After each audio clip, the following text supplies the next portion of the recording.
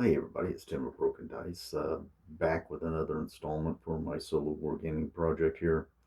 Um, Went through the first two turns, they went through pretty quickly. First turn, obviously not much happened. On the rebel side, I kind of rolled for an initiative to see which side would go first. So, moving the rebel forces first, they advanced, which triggered a charge from the Seath wheeled chariots, which caused one unit of infantry for the rebel side to just get obliterated by the units of Seathville chariots. But as I talked about in the last video, if if the initiative roll would have went the other way, I think I, as a player, I would have moved the one chariot that had the higher level of strategic value in a position to where it could not charge. But then again, I don't know if you can do that really because it has 360 degrees of visibility, and I don't know. Well, anyway, the charge was triggered. The chariots just obliterated the infantry unit, but yet the way they operate, they don't stay on the table. They're automatically removed. So as a trade off, the rebels came out ahead because they gave up like 3 points, but garnered 8. So of strategy points, not just points on the table. Points on the table, the two units of Seathwheel chariots, that's only 20 points. And that infantry unit cost, I think it was 20 or 21 points. So that's kind of a wash. Again, tactically a wash, but strategically a victory for the rebel side because they acquired more points, although it did leave a gaping hole in the line.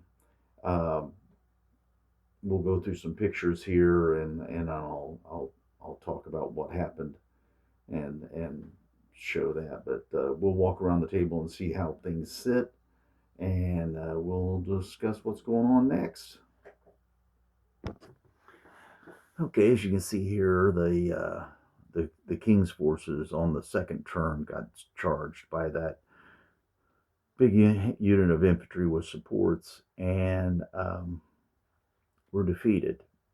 But previously, I was wanting to charge with the king's units that are, as you can see, are off the table after being destroyed. I wanted to charge them, but I rolled a blunder, and everything moved to the right, which, okay, left them vulnerable to being charged and all out of line and nothing in support. And so what happened was this unit with its supports from the rebel side just in detail destroyed 2 units of infantry from the king side, thus leaving the entire side of the opposite side of the table open. Um, yeah, it's not going to be good on turn 3 because the king's forces really haven't done much, and the center with the king's forces is behind a Sparrow Bar unit, and they're not going to move.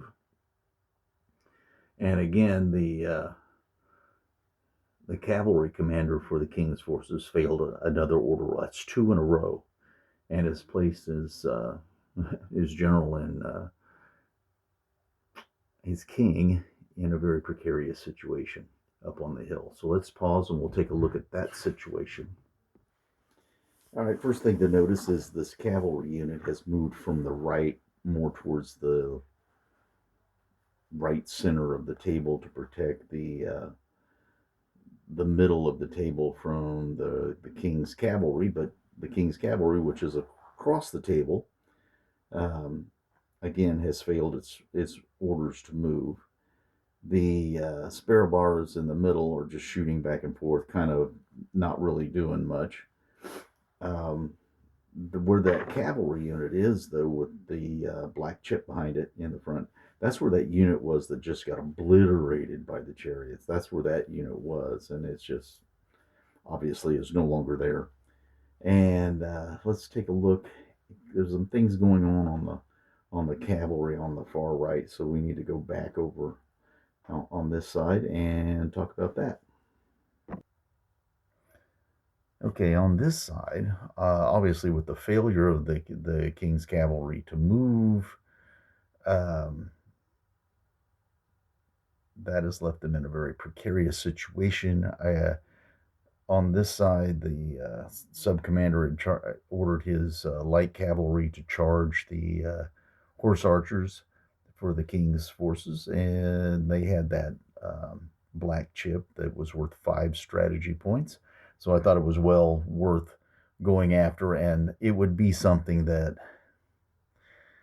um, as a player, I would do, especially as we know the rules that these horse archers are not going to stand into combat. They normally would fire and flee and just keep fleeing around the table and not getting into combat.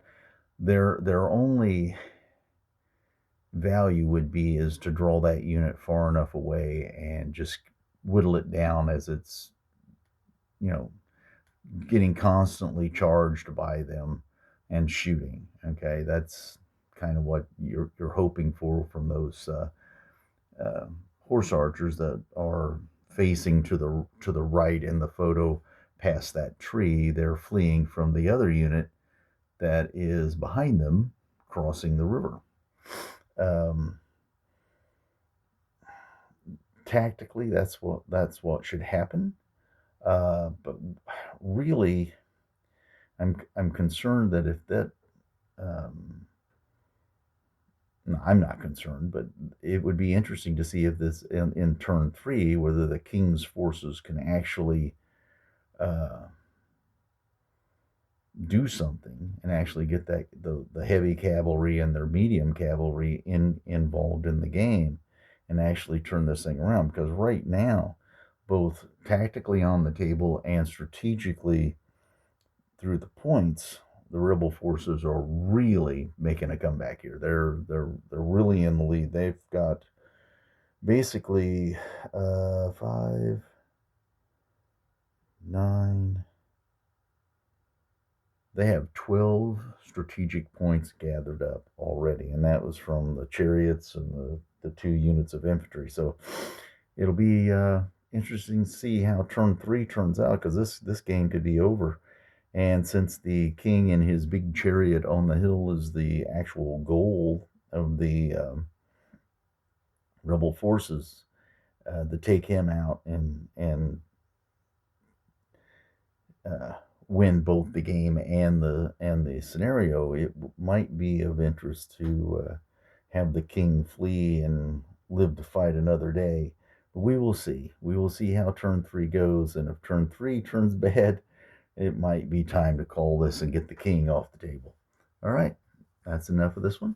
Um, on to turn 3 and see how these strategy points and stuff will affect my decision making. All right, we'll see you next time.